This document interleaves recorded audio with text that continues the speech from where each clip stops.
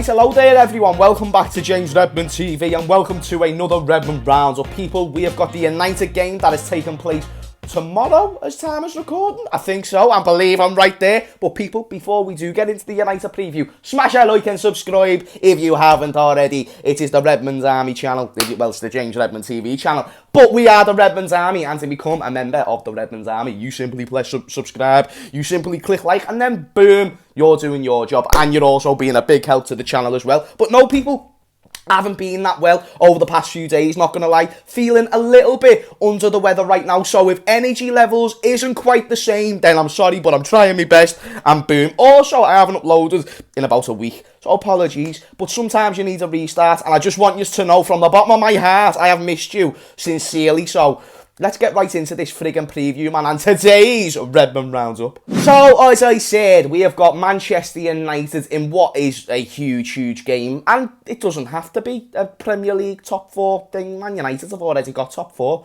We're most likely not going to get top 4, but it's still a big game, because it's Manchester United, and they beat us twice, actually not once, twice, which is, I'm not going to lie, man, it's hurting to admit, like my heart is burning at the fact they've literally done everything better than us this season. They've started doing good comebacks in games, which is annoying because, I don't want United ever doing good at football, ever. And the fact that we've been better than them for the past few seasons, it's something that I've got used to, and it's not something that I want to let go of far too soon. So hopefully we can bounce back next season. That being said, in a one-off game, can Liverpool beat Man United? Of course we can. We're still, do you know what? This is the way I see the game going, and I'm still going to do my lineup prediction and score prediction.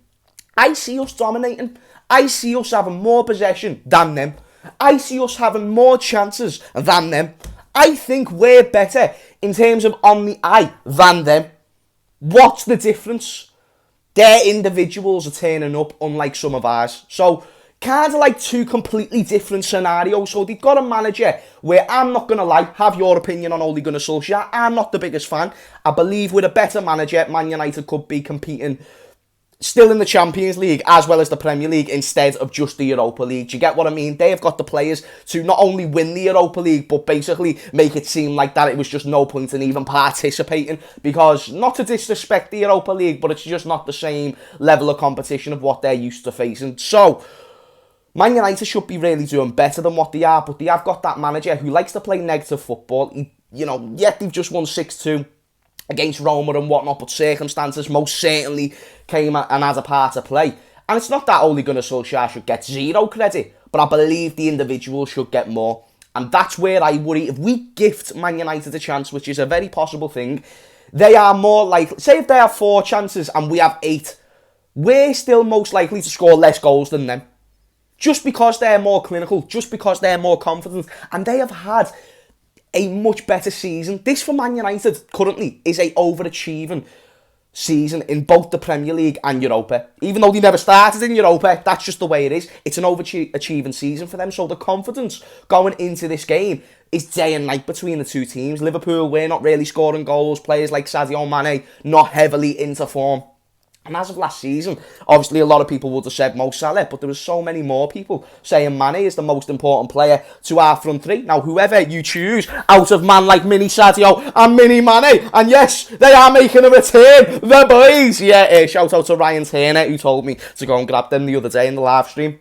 But with them two not being the most confident, I am not the most confident we're going to go ahead and score 2 or 3 goals, regardless if we get chance after chance after chance. So this game is very interesting. I see a very boring 0-0 draw written all over it. I'm not saying that's my prediction, but it doesn't surprise me if that's the case. If a mad genie just came into me, and not Genie Wijnaldum, a genie in a bottle came into my room and was just chatting, James, like, you're going to draw 0-0 against Man United, I would believe the genie, because that's just most likely going to happen. But it also doesn't surprise me if it goes another way. So we will see how it goes. But let's get into the lineup that I would go with against Man United.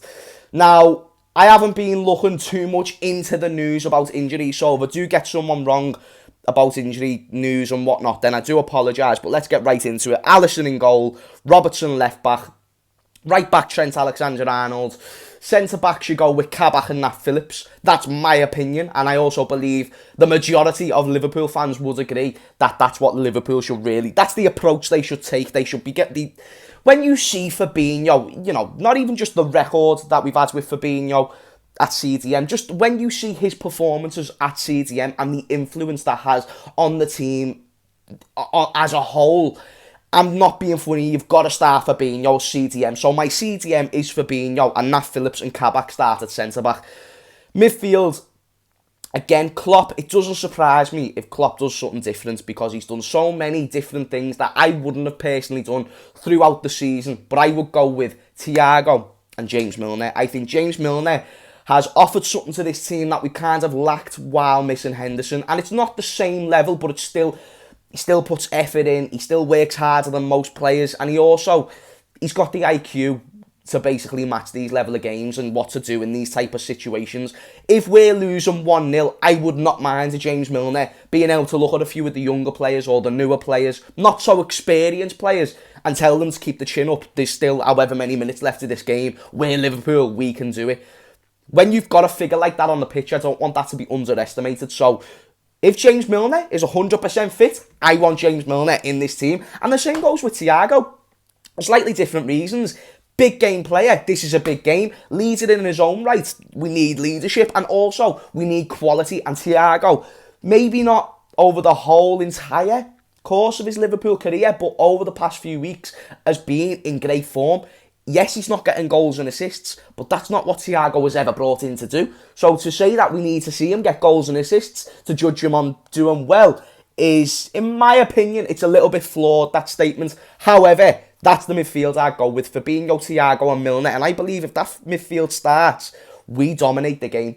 But we'll see. Anyway, front three for us, this can change, can't it? It can change in a few ways. I'll say this. I'm going to go, I think Klopp will start Firmino, Mane and probably Salah. Purely based on the fact Jota didn't have the greatest game in his last match. And to be honest with you, I'd probably say 2 of the last 4 games Jota's played, he hasn't been lighting the world of fire. So I think Klopp might take notice of that. He obviously doesn't have the same loyalties to Jota either. So I think he's going to look at Firmino, Mane and Salah and think, I want you 3 a part of my front 3 because I know on your day you can improve. And even though I want Mane dropped, I don't think Klopp looks at it the same. I think he looks at it like, you're going to play your way back into form. But we'll see how that goes. What I would do is drop Mane, start Jota, Salah and Firmino. That's my opinion. But I don't know if that's what we're going to do. As for the score prediction, I'm going to say Liverpool 2, Man United 1. I am being very optimistic when I say that sentence. I probably genuinely don't 100% believe we're going to get 2 goals. But I'm going to say 2-1.